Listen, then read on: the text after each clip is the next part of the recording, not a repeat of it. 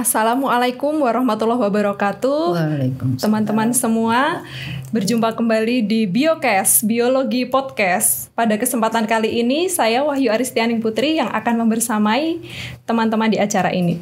Baik, pada hari ini kita kedatangan bintang tamu spesial kita yang pastinya sudah teman-teman kenal, yaitu pakar anggrek Indonesia, Prof. Endang. Kita sapa terlebih dahulu. Assalamualaikum, Prof. Waalaikumsalam, Mbak Tia. Alhamdulillah sehat ya, Prof. Alhamdulillah sehat. Ya, masih cinta anggrek. Oh, Masya Allah. Pada kesempatan kali ini kita ingin ngobrol dengan Prof. Endang terkait tantangan menjadi wanita peneliti, Prof. Waduh. Berat nih. Nah ini mungkin Prof. Endang bisa bercerita apa motivasi Prof. Endang untuk menjadi peneliti anggrek yang sampai saat ini sudah mencapai puncak karir, Prof, menjadi profesor dan pakar anggrek di Indonesia ya, bahkan di dunia.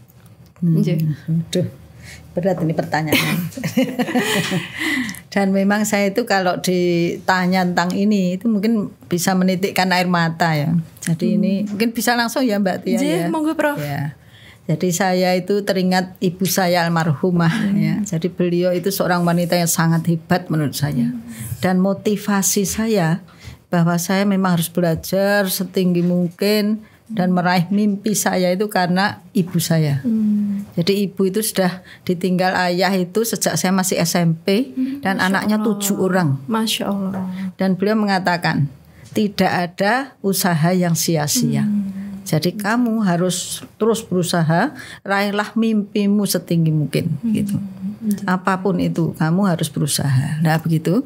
Dan kemudian saya merasa jadi saat itu ya masih lama, tahun 74 mungkin ya. Belum lahir ya Mbak. Belum. Nah saat itu saya itu sampai ya kalau sekolah jalan kaki, teman-temannya sudah pada di antara ayahnya, di antara saya enggak ya. Tapi selalu ibu saya harus bisa, harus berani. Sudah terbiasa berjuang ya, Prof. Dan kemudian saya waktu itu sampai di SMA ya, SMA itu saya sangat kagum pada guru biologi saya. Jadi Bapak Sukadi namanya itu, beliau itu juga selalu menyemangati seperti itu.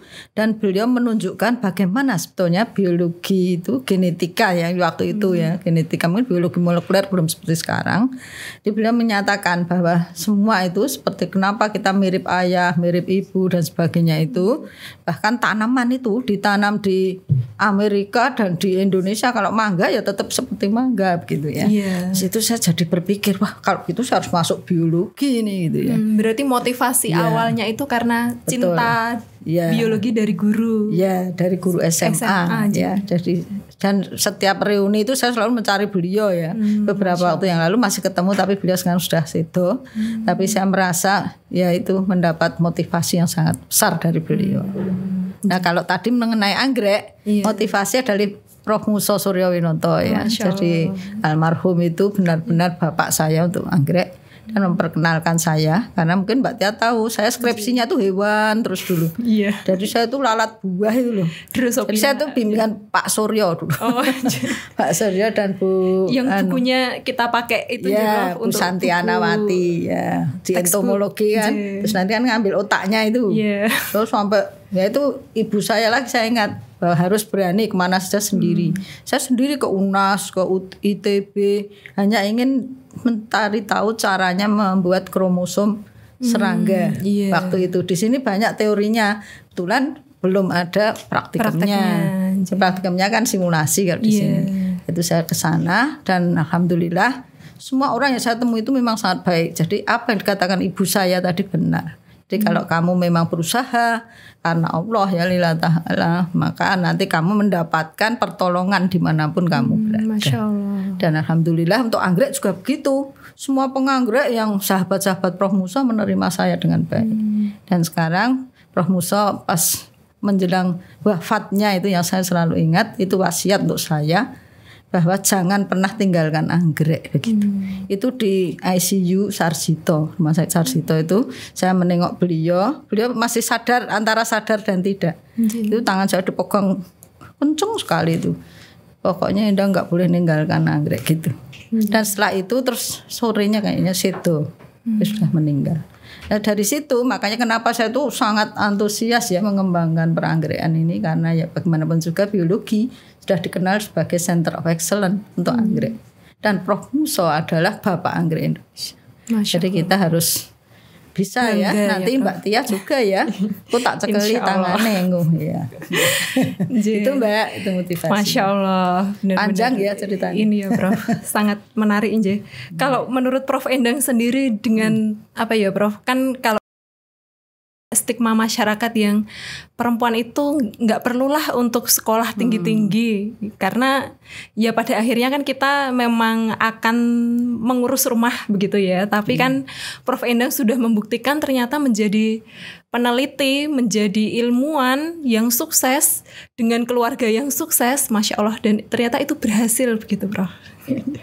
Ya. Ini pertanyaannya Mbak Tia susah-susah semua. Jadi kalau saya pribadi tidak setuju ya, karena memang mungkin ya saya dilahirkan dari keluarga yang memang selalu harus maju, entah itu perempuan itu laki-laki. Tapi sebetulnya kalau kita melihat ya Allah menciptakan itu ya mestinya wanita dan laki-laki itu ya sama ya, dan nanti bersama-sama akan misalnya menikah nanti seperti Mbak Tia itu nanti ya saling mendukung antara istri dan suami. Dan ya alhamdulillah suami saya almarhum Bapak Ari ya Hendrianto itu juga sangat mendukung saya. Jadi dan itu ya saya nggak tahu ya, mungkin karena dari awal saya sudah mengatakan saya mau dilamar asal saya masih tetap boleh bekerja. Harus diucapkan di awal aja Bro, perjanjiannya. Nanti ibu-ibu, mbak-mbak ya, nanti kalau mau harus gitu dulu. Nah, dicatat ya.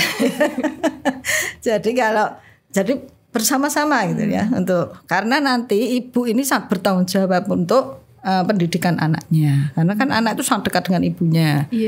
Jadi nanti kita itu anak-anak itu lesson learn dari ibunya. Bagaimana ibunya itu melakukan mereka ya kesehariannya seperti apa, anak-anak akan meniru. Itu otomatis. Jadi kalau ibu berpendidikan tinggi itu ya harapannya anak-anaknya juga tersemangati. Betul. Bahkan cucu-cucunya. Karena cucu saya baru 4 tahun sudah pengen kuliah. Masya Allah. Kemudian dalam perjalanan karir Prof Endang menjadi peneliti dan pakar anggrek ini, apakah Prof Endang pernah merasa ini Prof, ada peneliti perempuan dengan peneliti laki-laki makaten? Apa mungkin dari segi makaten? Itu ada Mbak. Itu ada. Pada saat kita penelitian itu penelitian lapangan. Jadi pada saat itu saya ingat sekali di Ngelanggeran ya, kemudian di hutan-hutan tuh di Merapi begitu, mesti bapak-bapak yang lebih kan, karena sama mana gitu. Jadi diprioritaskan ke bapak-bapak, ibu-ibu disuruh di bawah saja gitu kan. Terus saya merasa loh, saya tuh meskipun ibu-ibu bisa loh. Berarti ketika praktikum di lapangannya aja Prof, terjun di lapangan. Dan itu juga terjadi saat mahasiswa juga ya. Jadi kalau anunya itu ke yang agak kelihatan perlu tenaga, perlu apa kan perempuan tidak boleh gitu ya. Nanti yang seperti itu mungkin ya, karena sekarang kan wanita juga sudah berubah ya. Sekarang. Nah, yang seperti itu mungkin kita perlu menyampaikan juga pada pembuat kebijakan mestinya ya, tidak ada perbedaan antara laki dan perempuan. Meskipun dalam rumah tangga ya tetap ya suami itu kepala rumah tangga ya.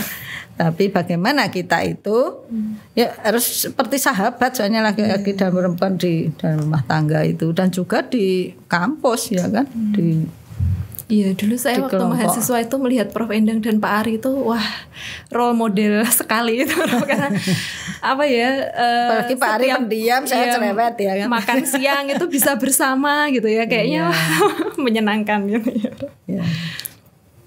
Jadi kalau tantangan sebagai ibu rumah tangga sendiri ada tidak Prof? Karena kan pasti ada waktu yang harusnya kita di rumah tetapi kita gunakan untuk bekerja dan berkarya. Ya itu sangat Mbak. Saya sangat merasa itu ya. Jadi menurut saya memang seorang ibu yang sudah komit ya bahwa dia akan bekerja, dia tetap punya tanggung jawab kan di rumah tangganya. Sekali lagi tadi anak itu adalah next generation.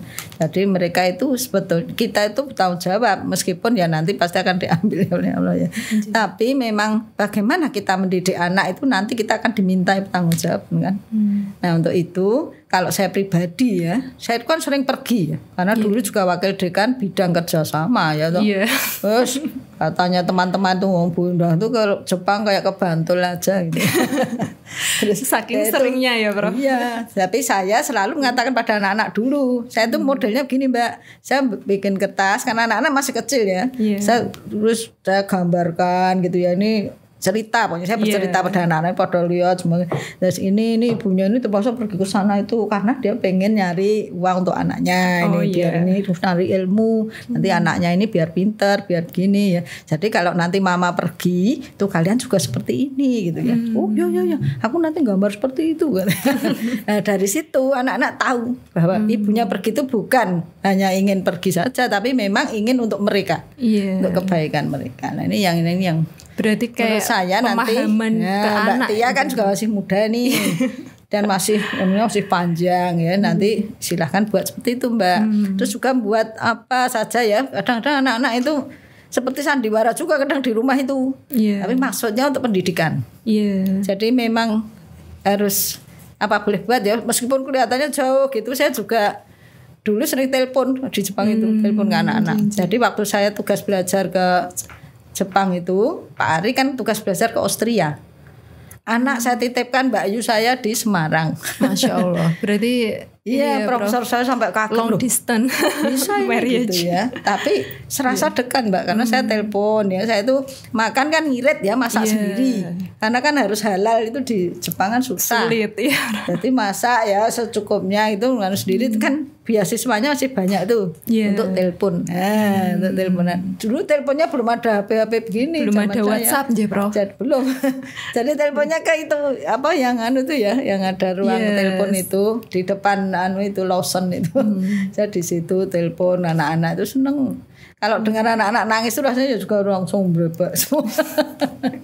Ya kadang begitu, tapi alhamdulillah ada kedekatan itu yang penting sebetulnya. Bahwa anak-anak tidak merasa mereka dibiarkan gitu loh. Mereka itu tetap diingat oleh ibunya, diingat oleh bapaknya gitu. Berarti pengasuhannya aja pola pengasuhan dan komunikasinya itu menjaga agar meskipun jauh tapi tetap terasa dekat. Betul. Nah itu. Kemudian kalau pulang kami kan kalau setahun libur 1 bulan ya mungkin Mbak Tia juga gitu kan. Nah itu saya atur. Kalau saya pulangnya pas Lebaran, Pak Ari pas tahun baru. Nah jadinya kalau libur panjang mereka punya ibu atau punya ayah gitu ya. Karena kan Mary kan ya anak-anak lain kok udah punya bapak ibunya gitu ya. Masya Allah. Tapi ya itu ternyata 5 tahun tuh cepet, tiba-tiba sudah selesai. Ya cuman ada hal yang lucu. Setiap saya membelikan oleh-oleh baju itu mesti kekecilan. Karena bayangan saya anak saya masih kecil ya kan. Ternyata sudah tumbuh. Kan, loh, saya bawa lagi. Loh kok waduh mama kecil banget masih. Oh iya, dulu masih kecil ya. Jadi anak kecil itu kan cepat perkembangannya. Iya betul Prof. Itu menarik. Gitu Mbak. Kemudian lingkungan kerja seperti apa sih Prof yang membuat Prof Endang itu merasa optimal dalam berkarya? Ada nggak misalnya menemui lingkungan kerja yang mungkin tidak sesuai atau wah ini nggak sesuai tapi saya harus bertahan begitu? Iya. Itu tantangan betul Mbak. Jadi lingkungan yang tidak sebetulnya semua lingkungan itu tidak sesuai. Karena kita itu kan dibesarkan di lingkungan masing-masing. Betul. Kita harus bisa membuat ya, jadi create bagaimana lingkungan ini menjadi nyaman. Nah itu yang selalu saya sampaikan pada adik mahasiswa di lab saya. Jadi kalian harus merasa ini rumah kalian. Kalau itu rumah kalian, berarti kalian pengen bersih-bersih supaya nanti kalau duduk nyaman. Terus kepengen bagaimana diatur yang rapi. Kalau rumahnya rapi kan kalian senang. Kemudian satu sama lain saling membantu ya, dan tidak boleh gampang marah gitu-gitu ya. Nah, itu dan akhirnya apa ya terjadi di itu hubungan satu sama lain itu saling saling membantu, saling sangat kondusif suasananya. Terus tadi pertanyaan apakah saya pernah menemui? Pernah. Pertama kali saya datang ke Jepang itu. Orang Jepang itu kan orangnya individualis. Iya. Diam semua dingkluk gini rembawan itu. Sibuk sendiri aja. Terus saya itu kan bingung ngomong Jawa, apalagi kan Jawa itu kan ya senangnya itu mungkin rotok kepo-kepo sidik gitu. Kalau Jawa itu. Terus saya itu tanya orang Jepang itu ada yang dia mungkin baru ngantuk, saya tanya kaget itu. Terus saya itu cuma tanya sebetulnya gelasnya itu ditaruh di mana gitu kan. Terus dia ternyata kaget itu. Terus kok ada yang tanya gitu kan. Terus saya tanya, maaf ya saya nggak tahu gelasnya ditaruh. Oh di sana katanya. Terus saya mulai belajar anak-anak Jepang ini. Tapi setelah itu saya buat waktu itu saya buat minuman banyak gitu kan, ada gelas banyak. Saya buatkan kopi. Anak Jepang kan seneng kopi. Buat kopi banyak. Ayo ini teman-teman ini banyak kopi, ayo pada minum. Pada kaget karena enggak pernah orang Jepang buatkan orang lain kopi. Terus dia pada heran, di Indonesia begitu ya? Iya. Oh iya mari kita minum. Nah, setelah itu mereka banget. Jadi makin dekat ya Prof ya. Artinya kondisi yang tidak mengenakan itu kan nanti nggak akan kondusif. Karena saya kan terus terang biologi molekuler di sana paling bodoh gitu. Karena Jepang itu kan sudah advance sekali ya. Iya, terus setelah itu mereka sangat membantu dan mencarikan buku yang bahasa Inggris apa gitu loh. Dia berusaha saling gitu ya. Terus saya merasa ya berarti sebetulnya berbuat sedikit saja itu bisa merubah suatu kondisi. Masya Allah. Dengan harapan kita berbuat untuk sesuatu yang baik gitu. Dan ternyata berbuah kebaikan. Profesor saya juga baru subuh buatkan kopi aja itu sudah senang sekali. Dan sekarang itu saya kan tahun 2019 ke sana lagi. Saya lihat itu kondisi itu masih berlangsung. Dan waktu saya datang itu sekretarisnya masih yang itu loh. Sudah agak sepuh itu. Endang San mau kopi enggak katanya. Oh ya berarti enggak masih ingat waktu saya buatkan kopi ya gitu Mbak. Jadi memang kita harus berani mengubah untuk sesuatu yang menjadi lebih baik. Masya Allah. Jadi meskipun lingkungan itu tidak nyaman, tapi kalau kita berusaha aja Prof, itu kita yang menyamankan. Iya. Akhirnya itu bisa menjadi kondisi yang nyaman untuk kita aja. Jadi jangan menyerah ya teman-teman kalau dalam kondisi yang sepertinya lingkungannya sulit gitu ya. Tapi insya Allah dengan usaha kita meskipun itu sedikit itu bisa berbuah kebaikan. Ya, kemudian menurut Prof Endang, monggo Prof silakan. Lama haus ya. Monggo Prof. Boleh ini gelas UGM Gajah Mada. Toyo Gama.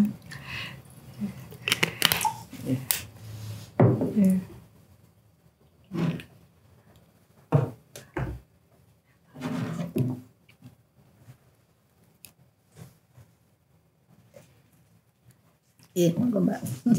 Kalau menurut Prof Endang, peran wanita di dalam penelitian itu penting nggak sih Prof? Apakah dengan adanya semakin banyak perempuan peneliti itu semakin justru penelitiannya tidak produktif gitu, atau justru dengan adanya semakin banyak perempuan itu justru malah semakin meningkatkan kualitas penelitian ya, karena memang salah satu karakter perempuan itu kan tekun sih Prof. Iya betul, tekun.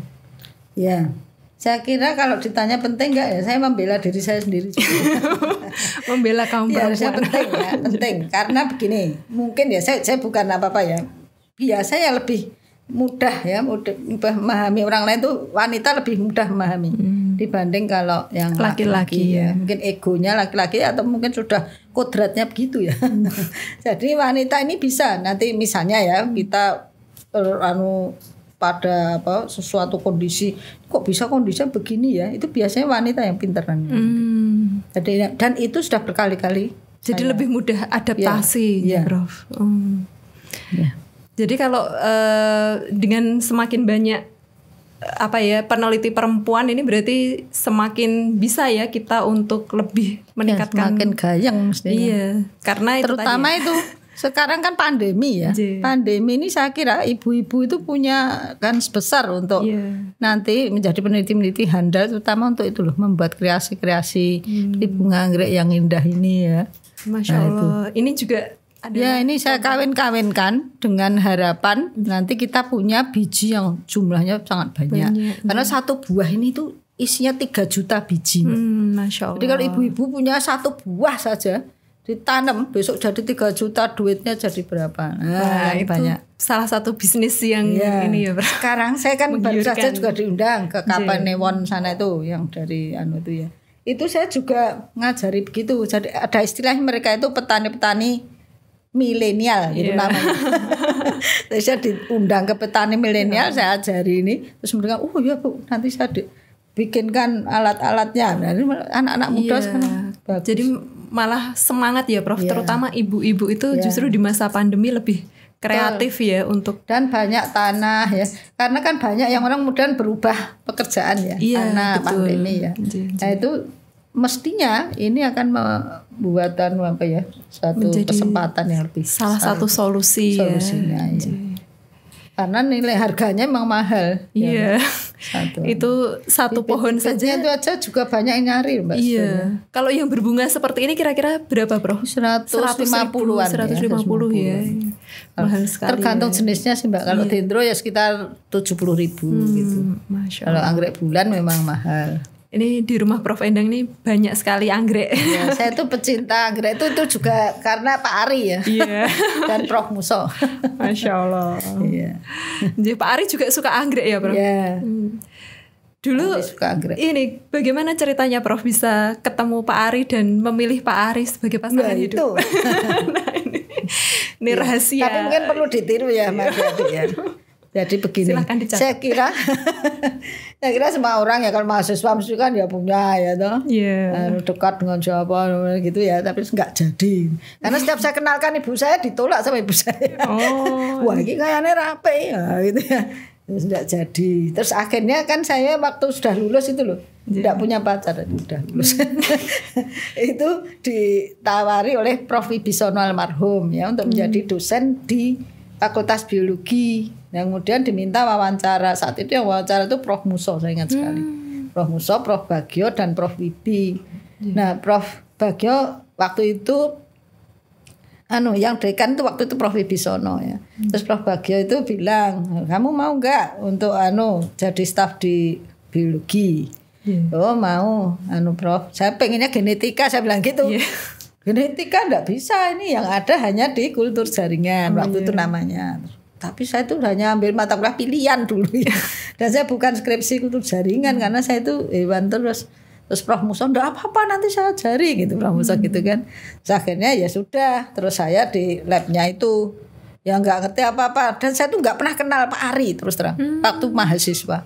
Karena pendiam kan orangnya itu. Itu satu angkatan Prof, beda aja. 4 tahun di atas saya. Dosen muda lah mungkin ya. Ya kayak Mbak Tia dosen muda.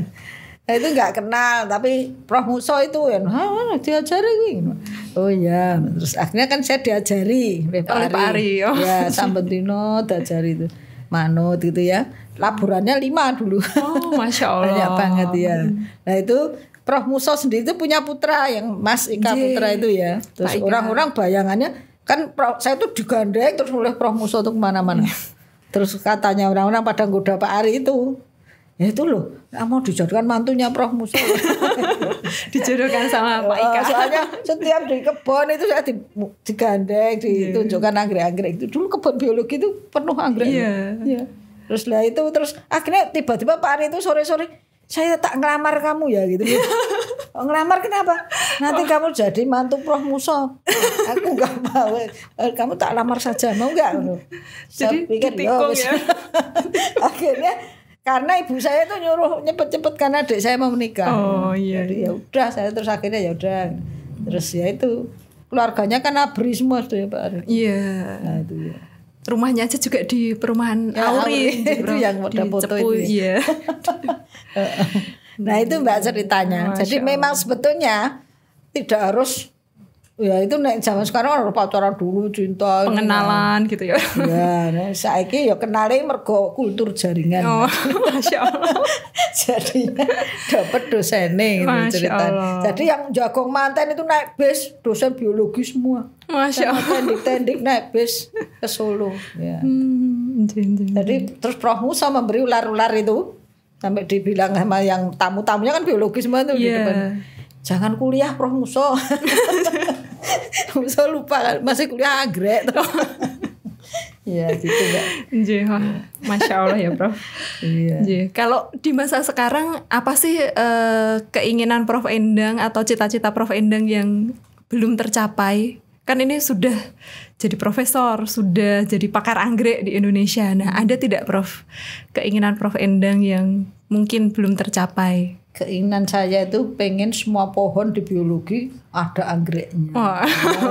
Masya Allah. Nanti panitia dicatat ya. Biologi, karena kita COI Center of Excellence anggrek waktu itu dapat MBR project kan. Iya. Nah, harusnya begitu. Karena sekarang kedokteran sudah mendahului. Iya, betul. Semua betul, pohon palem-palem aja tambah. Iya, sudah bagus sekali sekarang di kedokteran. Kalau bisa mudah-mudahan Prof Budi Daryono melihat ya nih. Iya ini. Sama Bu Niken ya, Bu Niken uangnya Bu Niken. Anggrek. Karena masyarakat tuh bayangannya tuh biologi wah anggrek tok. Iya, ternyata malah kedokteran yang banyak anggreknya ya, Bro. Jadi ini kan mau dibangun Musa Surya Winoto Biodiversity, Masya Allah. Mudah-mudahan dari situ kemudian nanti anggrek-anggrek ini kembali seperti zaman Prof Musa dulu. Dulu tuh betul Mbak, di setiap mana-mana tuh anggrek dulu. Terus greenhouse tuh sampai ada 3 gitu di belakang itu yang dekat musola yang lama itu juga anggrek semua gitu. Jadi orang tuh kalau pengen lihat anggrek langsung ke sini pakai bus-bus gitu. Jadi kayak ini ya Prof, apa? Jadi pusat wisata. Iya. Dan Prof Musa tuh orangnya kan sangat semana gitu, semana. Masya Allah. Pengen mimpi saya itu Mbak yang belum tercapai. Ya nanti semoga bisa ini Prof, bisa kita nanti wujudkan. Sama Mbak Tia ya. Insya Allah. Tidak apa-apa dulu hewan terus toh sama. Hewan. Akhirnya anggrek toh. Iya Prof, semoga aja Prof. Ini kan Prof Endang dalam meniti karirnya ini kan pasti dulu saat mahasiswa ini pasti IPK-nya tinggi terus ini Prof. Pernah dapat IPK jelek nggak Prof? Atau pernah merasa gagal nggak ketika mahasiswa gitu Prof? Kalau gagal ya enggak ya. Ya itu tadi karena mungkin saya takut ibu saya itu kan nanya terus tuh. Karena ya kebetulan tuh Pak Suryo itu ya temannya ibu saya dulu. Kan dulu kuliahnya itu UGM itu bareng. Biologi, kemudian pertanian toh Pak Suryo. Kemudian yang dari kedokteran ibu saya kan dokter. Dokter zaman dulu tapi nggak sekolah lagi ya. Bapak juga dokter itu mereka saling kenal. Dan DPA saya tuh Pak Suryo. Jadi waktu Pak Suryo tuh DPA kan beliau ngajar di Solo itu loh. Universitas apa itu Tunas Pembangunan atau apa. Main ke rumah saya, kaget loh, jebol anakmu tuh ini. Itu murid saya gitu. Ibu saya juga heran, lagi dosen ya tulan nih murid. Tapi ya jadi terus rame nyenengkan. Iya itu Mbak. Jadi saya ya mungkin ya karena saya tuh tipe orang yang tidak mudah, yaitu tadi tidak mudah sakit hati, tidak mudah putus asa. Itu kan didikan orang tua saya gitu semua. Ya Mbak Tia bisa bayangkan kan, ibu saya itu sendirian akhirnya punya anak 7 kan. Jadi semuanya itu memang telur goreng 1 tuh dibagi 7. Jadi nek sarapan ya itu sama nasi itu terus nggak pernah disangoni. Jadinya itu minuman sangunya cuma minum air teh itu di botol gini nih 7. Wes njebok siji-siji gitu kan. Jadi saya malah merasa itu membangun semangat saya bahwa ibu seperti ini tuh berarti saya juga harus bisa gitu. Dan jadi memang, semangat berjuangnya ya Prof ya. Karena ibu itu meninggalnya itu kan tahun 2010. Usianya hampir 70 juga. Itu saya melihat beliau itu masih kelihatan sehat sekali. Jadi dari situ tuh karena ya itu nerimo ing pandem mungkin kalau orang Jawa ya. Jadi ora gampang anu itu lho, nek ratu iki ya sedih tidak mudah putus asa aja Prof ya. Dokter anak-anak ibu saya itu. Oh, Masya Allah. Dan sering pasiennya itu kan enggak punya uang, malah diberi uang saku sama ibu saya itu. Terus mulai belum Dok. Ya wis iki enggak mulai gitu. Jadi malah enggak dibayar. Yang begitu-begitu itu saya belajar dari ibu saya. Makanya saya pengen setiap dekat dengan adik-adik ini yang muda-muda. Saya anukan ke kalian, yang penting itu kalian tidak merasa kurang gitu. Jadi jangan terlalu pengen yang banyak gitu. Kalau udah cukup ya udah. Dan akhirnya ya bisa. Iya, berarti selalu bagus ya Prof prestasinya ya dari dulu karena memang semangat berjuang dan dari, motivasi. Ya Bapak Ibu ya. Iya, Masya Allah ya. Tapi bapak saya itu mirip-mirip Pak Ari juga, pendiam gitu loh. Tipenya. Pendiam biasanya tapi, begitu bro. Ya tapi ya gak lucu kadang-kadang. Ngomong sedikit tuh lucu, tapi kalau sering diem. Bapak itu dokter kandungan, ibu saya dokter anak-anak. Dan itu ruang prakteknya itu satu dibagi dua. Habis dilahirkan bapak saya jadi pasien ibu saya. Oh, iya. Biasanya begitu Prof. Kan dokter obstin itu harus ini sama dokter anak. Makanya saya merasa baik ya apa ya. Makanya saya milih Pak Ari. Iya, karena ini ya Prof, bekerja sama kalau baik kita di rumah. Baik di rumah maupun di kantor. Nah ini hal apa sih yang menurut Prof Endang itu sangat disyukuri ketika menjadi peneliti Prof? Oh iya. Nah ini penting nih Mbak ya. Jadi itu tadi saya itu sejak kecil itu tadi loh. Saya tuh memang senang belajar ya. Apa-apa dosen ngomong tuh saya catat gitu kan. Sampai setiap orang tuh pernah minjam catatan saya. Jadi kalau reuni mesti pada tanya catatannya masih enggak gitu ya. Iya, kalau dulu kan gitu Prof. Sebelum ujian mengumpulkan catatan. Iya. Nah itu terus begini Mbak, yaitu mimpi saya itu bahwa kan saya pernah cerita tadi ya SMA tadi itu, sehingga waktu saya masuk biologi itu mungkin saya dianggap kutu buku ya dibanding teman-teman, dan saya tuh berani meminjam buku ke Prof Gembong, terus Prof Suryo, Pak Suryo, Prof Muso gitu. Padahal semua orang itu kan zaman dulu loh, zaman saya sekolah dulu itu kan takut ya. Karena ibu saya selalu mengatakan gak perlu takut, mereka tuh sebenarnya orang-orang baik semua, asal kamu baik gitu. Makanya saya tuh berani. Prof Gembong itu bukunya hanya satu dan dibawa Prof Gembong soalnya. Bukunya itu loh apa fitogeografi. Oh, ngambil mata kuliah tuh selalu do untuk terus saya itu yang ngulang tuh kakak kelas tuh banyak banget. Terus pada bilang, kamu berani nggak minjem tuh Pak Gembong itu ke rumahnya kalau minjem gitu. Pak Gembong bilang memang di kuliah itu akan saya pinjemi, tapi ada yang berani ke rumah saya gitu. Terus dan harus jam 4 gitu loh, lihat tuh gitu. Terus akhirnya aku tak sinyileh. Tapi teman-teman itu udah ngintili di belakang pada naik motor gitu. Di rumahnya kan di blok itu Bulak Sumur itu. Terus saya jane rada wedi, tapi saya ingat ibu saya tadi itu. Saya dodok-dodok gitu. Assalamualaikum. Sendirian itu Bro? Pak. Iya sendiri. Lainnya kan belum delik di belakang. Terus dibukakan pintu tuh Pak Gembong dan Bu Gembong ya, Prof Gembong. Saya Mbak sini, namanya siapa? Dan itu terus malah dibuatkan makanan macam-macam sama Bu Gembong ya itu. Terus Pak Gembong gini, saya apresiasi kamu berani ke sini. Ini tak pinjami. Terus ini silahkan difotokopi seluruhnya. Nanti kalau teman-teman minjem jangan dikasih. Wah, itu udah nggak berani. Terus dan kamu di sini karena berani, kamu sekarang dibuatkan makanan sama minuman sama ibu, gitu. Karena ibu itu seneng kalau ada mahasiswa yang ke sini ternyata.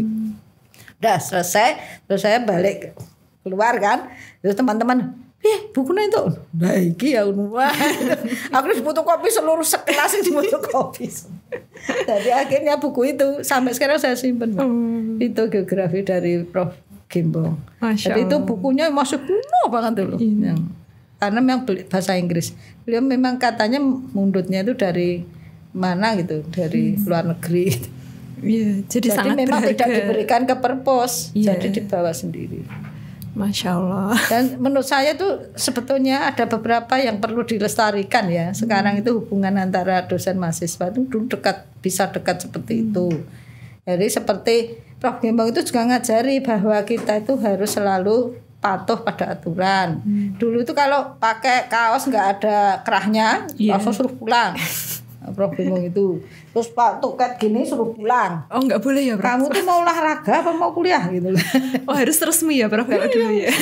Terus kalau datang bareng Prof Gembong harus lari mendahului. Karena beliau nutup pintu langsung dikunci oleh beliau. Oh. Jadi sing dene njobo kan wis ngenteni ras itu gitu ya. Dan presensi kan tanda tangan gitu modelnya.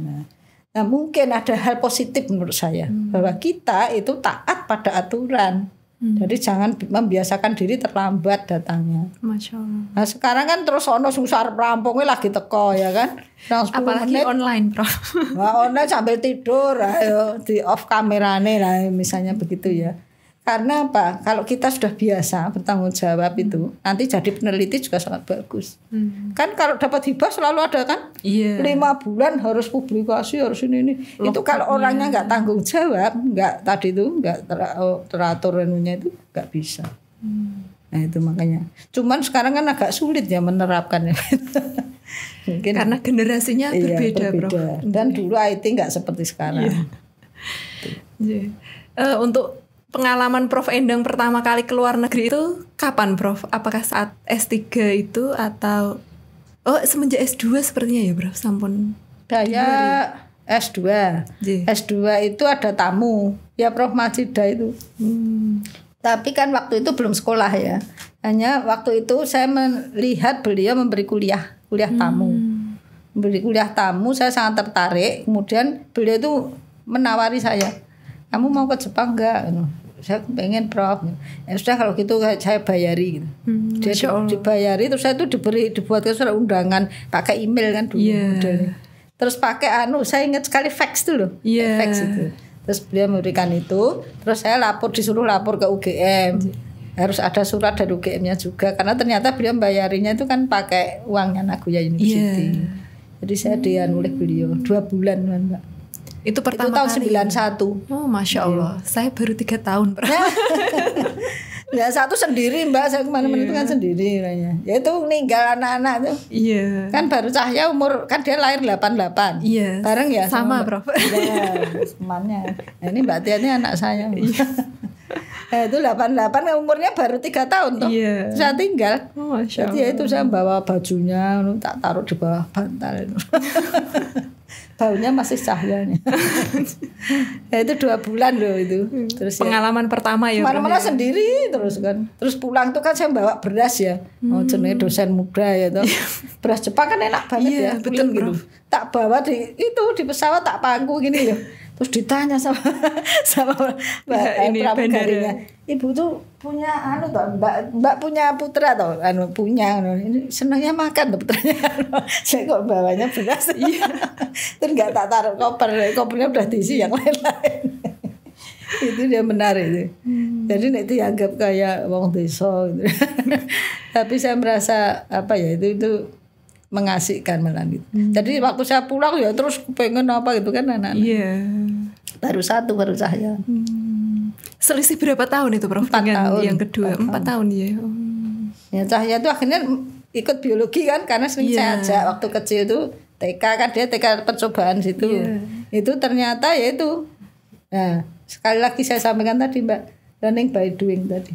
Jadi dia lihat ikan di biologi macam-macam, terus akhirnya masuk biologi, kemudian masuk jadi KSK kan. KSK dulu. Terus sekarang sekolah S2, S3-nya di Marine Biology. Marine Biology di Australia. Di sana bagus, dapat kesempatan postdoc di Amerika. Michigan State University, ikan juga. Jadi artinya sejak kecil dia masih umur 3 tahun tuh sudah seneng ikan. Jadi dulu seneng dimomong oleh Pak Mamet. Mamet Sagi ya. Anaknya sopo cah cilik. Karena dia terus jalan sendiri. Memori masa kecil itu ini aja, Prof. Dan akhirnya masuk biologi lah ini yang menurut saya ya akhirnya yang kedua itu masuk TP. Karena mungkin dia enggak seneng sing molekuler terlalu. Lebih nyantai yang adiknya. Tapi ya. Ini mungkin terakhir ya, pesan kesan Prof Endang untuk para peneliti wanita ini, Prof. Wah, ya ini yang saya tunggu pertanyaannya. Jadi saya berpesan ya adik-adik, apalagi biologi kan banyak wanitanya ya. Cowoknya seangkatan saya aja cowoknya cuma 10 atau berapa dulu. Ceweknya banyak. Nah ini saya berharap adik-adik wanita itu jadilah wanita yang tangguh ya. Jadi tangguh tetapi tetap lembut ya. Jadi bisa bagaimana menempatkan diri dan tidak mudah sakit hati ya, tidak mudah berprasangka buruk pada orang lain dan pada lingkungan. Nah ini harapannya tadi bahwa kita percaya apa yang kita lakukan, jika itu tujuannya untuk kebaikan, kita akan mendapatkan kebaikan pula dimanapun itu. Jangan pernah takut. Jadi contohnya juga ibu sendiri kemana-mana sendiri, tapi ya Allah selalu menjaga. Ya, ini saya harap adik-adik peneliti wanita nanti jadi orang-orang yang hebat dan juga nanti mendapatkan peneliti laki-laki yang hebat-hebat juga ya. Yang nanti bersama-sama ya memajukan tanah air kita ya, negara Indonesia. Kalau biologi ya ini saya harapkan biodiversity ya Mbak ya. Nah mungkin yang terakhir itu saya pengen mungkin untuk adik-adik ya, anggrek itu bagaimanapun meskipun apapun bidang kalian, tolong cintai anggrek. Karena apa? Ini itu merupakan kekayaan yang sangat berharga yang selalu dilirik oleh negara manapun. Bahkan sekarang ibu kan diundang itu. Besok tanggalan ini dua-dua juga USA ngundang untuk webinar tentang CRISPR-Cas9 untuk membuat anggrek-anggrek yang unik gitu kan. Nah, ayo adik-adik kalau Bu Endang bisa, kalian bisa. Nah, gitu ya. Jadi harus tangguh. Itu Mbak. Masya Allah. Terima kasih sekali Prof. Endang, sangat menginspirasi ya bahwa kita sebagai peneliti wanita itu tidak kalah ya dengan peneliti laki-laki, dan Prof. Endang telah membuktikan perjuangan beliau ya dari awal hingga saat ini, memperjuangkan anggrek hingga menjadi pakar anggrek di Indonesia dan bahkan terkenal di dunia gitu ya Prof. Dan itu juga tidak lepas dari kerja keras dan kedisiplinan beliau selama ini. Ya mungkin itu saja Prof. Endang. Terima kasih. Terakhir boleh nggak? Ngajari ngawinkan anggrek ini. Oh iya boleh. Adik-adik yang putri terutama ya. Nah, anggrek itu sangat mudah untuk dibudidayakan dengan dikawinkan. Wah ini kalau ini kelihatan nggak ya? Boleh dimasukkan. Ya, jadi kekasan anggrek. Ya. Jadi di sini mumpung ini pas ya eventnya ya. Saya ingin mengajari adik-adik nanti mumpung ini pandemi banyak orang itu sekarang beralih ke anggrek, ke tanaman hias. Tapi anggrek akan sangat sangat menjanjikan. Ini mudah sekali. Jadi pertama memang kenali dulu anggreknya ya. Kalau tak kenal maka tak sayang. Jadi nanti bagian-bagian bunga anggrek ini, karena kalau kita akan mengawinkan harus tahu yang mana yang harusnya digunakan untuk perkawinan. Jadi ini ada kelopaknya 1, 2, 3, kemudian ada mahkota bunganya 1, 2, kemudian yang ketiga ini menjadi bibir. Nah orang jualan anggrek itu seringnya keliru lidah, karena memang seperti orang melet ya nih. Tapi ini bibir, labellum bahasa Latinnya. Nah kemudian di atas labellum itu ada bagian disebut kolumna ini.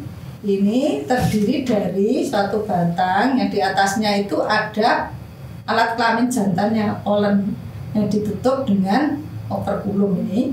Kemudian bagian bawahnya itu ada lubang yang di bawahnya ada sel telur yang jumlahnya 3 juta. Nah polennya itu sebetulnya juga mungkin lebih dari 3 juta tapi kompak. Nah caranya nanti ini pakai tusuk gigi saja. Makanya Bu Endang mana bawa tusuk gigi. Nah ini nanti tinggal ditotolkan di lubang yang tempat sel telur tadi karena ada semacam jeli. Ya. Kemudian membuka tutupnya alat kelamin jantannya tadi, polennya tadi. Nah ini ya. Warnanya kuning ya. Yang kuning ini adalah alat kelamin jantannya. Ini kemudian kita ambil, tutupnya dibuang, yang dipakai hanya alat kelaminnya saja. Ini disebut polinya. Nah ini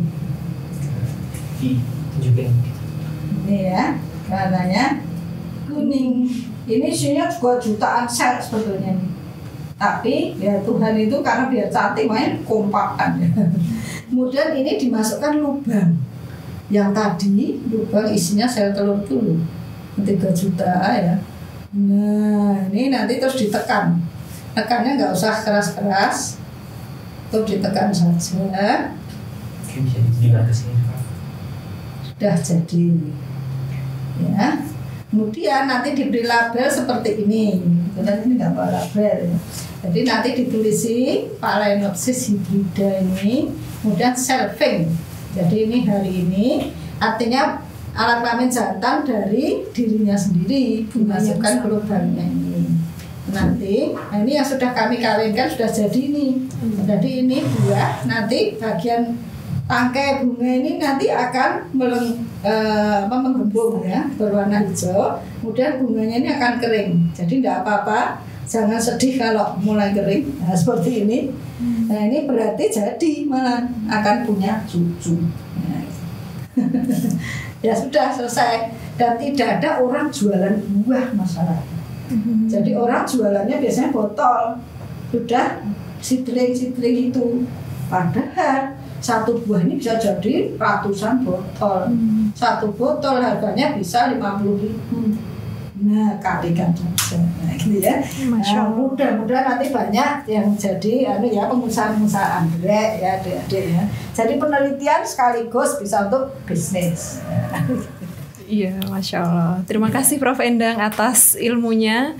Jadi nanti buat teman-teman yang mempunyai anggrek di rumah, silahkan disilangkan sendiri ya, karena anggrek itu tidak akan berbuah kalau tidak disilangkan. Iya, betul. Baik, terima kasih Prof. Endang telah hadir pada acara Biokes episode yang ketiga ini. Semoga menjadi pahala untuk Prof. Endang, semakin berkah ke depannya, waktu, keluarga, dan karirnya. Untuk teman-teman, terima kasih telah menyimak Biokes edisi 3 ini. Saya Wahyu Aristianing Putri, mohon maaf apabila ada kekurangan. Mewakili seluruh panitia yang bertugas, kami mengucapkan terima kasih. Dan sampai jumpa di acara Biokes berikutnya. Biokes Biologi Podcast.